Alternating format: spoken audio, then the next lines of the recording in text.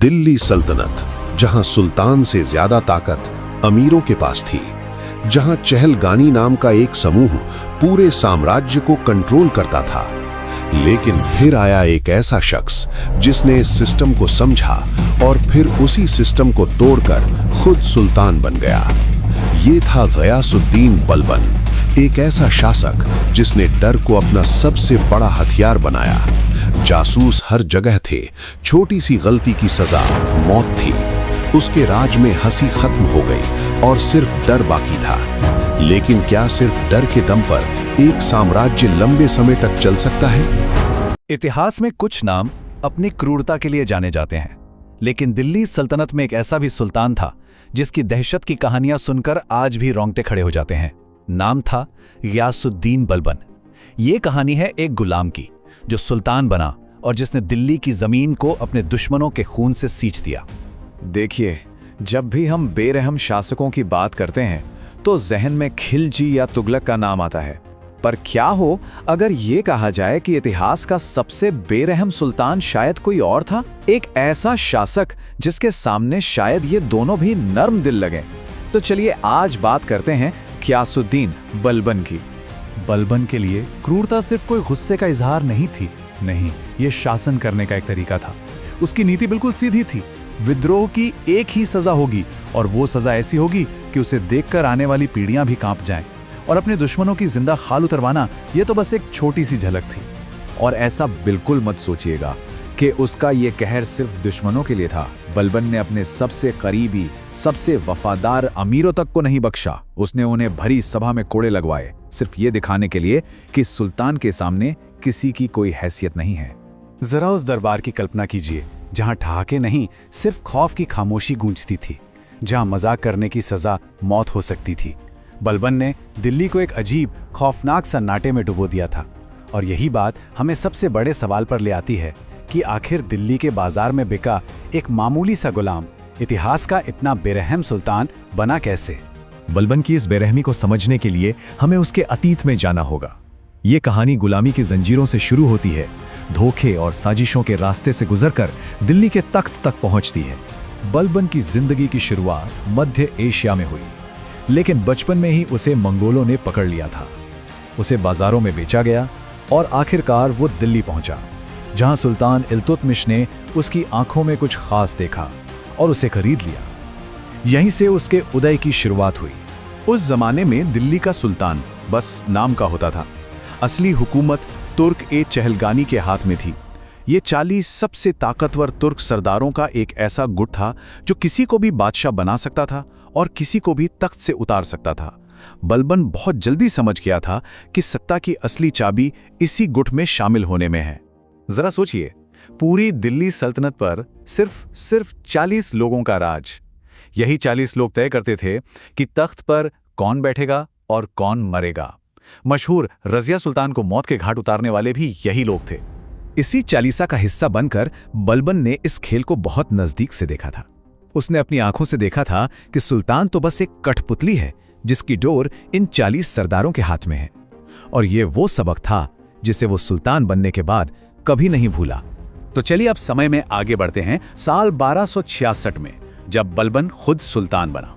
और जानते हैं उसका पहला और सबसे जरूरी मकसद क्या था? उसी समूह को खत्म करना जिसने उसे सत्ता दी थी। बलबन ये बात अच्छी तरह जानता था कि जब तक ये चालीसा का गुट जिंदा है, सुल्तान की गर्दन हमेशा उनकी तलवार के नीचे रहेगी। इसलिए तख्त पर बैठते ही उसका सिर्फ एक मकसद था, जिस सीढ़ी से वो ऊपर चढ़ा था उसी सीढ़ी को हमेशा के लिए तोड़ देना। बलबन ने अपने ही साथियों का एक एक करके शिकार करना शुरू किया। उसका तरीका बेहद शातिर था। पहले वो किसी एक अमीर को सबसे अलग थलग करता, फिर उस पर कोई छोटा मोटा इल्जाम लगाता और फिर भरी सभा में उसे जलील करके मौत के घाट उतार देता। इन दो उदाहरणों को देखिए जो दिखाते हैं कि बलबन कितना शातिर था। बदायूं का गवर्नर था मलिक बकबक। उसने एक नौकर को मार दिया। सजा क्या मिली? सरेआम 500 कोड़े। अवध के हैबत खां को भी यही सजा मिली और बाद में उसे जहर देकर मार दिया गया। बलबन का संदेश पूरी सल्तनत में गूंज रहा था, अब सिर्फ एक ही कानून है और वो है सुल्तान का हुक्म। अपने अंदर के दुश्मनों को रास्ते से हटाने के बाद बलबन ने अपना दूसरा कदम उठाया। उसे लोगों को सिर्फ डराना नहीं था, बल्कि उन्हें इस बात पर यकीन दिलाना था कि सुल्तान कोई आम इंसान नहीं, बल्कि उससे कहीं बढ़कर है। और इसके लिए उसने खुद को एक नया नाम दिया, जिल-ए-इलाही, जिसका मतलब था धरती पर खुदा का साया। और इसका मतलब बिल्कुल साफ था, सुल्तान सिर्फ खुदा को जवाब देगा, किसी इंसान को नहीं। अब सुल्तान पर उंगली उठाना खुदा पर उंगली उठाने जैसा था। इस नई सोच ने दरबार का माहौल पूरी तरह से बदल दिया। जो दरबार कभी राजनीतिक साजिशों का अड्डा हुआ करता था, वो अब एक ऐसे मंच में तब्दील हो गया था जहां सुल्तान की भयानक और निरंकुश शक्ति का रोज प्रदर्शन होता था। इस खौफ को और बढ़ाने के लिए बलबन ने ईरानी दरबार से कुछ रस्में शुरू की। अब हर किसी को सिजदा करना पड़ता था, यानी सुल्तान के सामने जमीन पर पूरी तरह लेट जाना, और पैबोस यानी सुल्तान के कदमों को चूमना।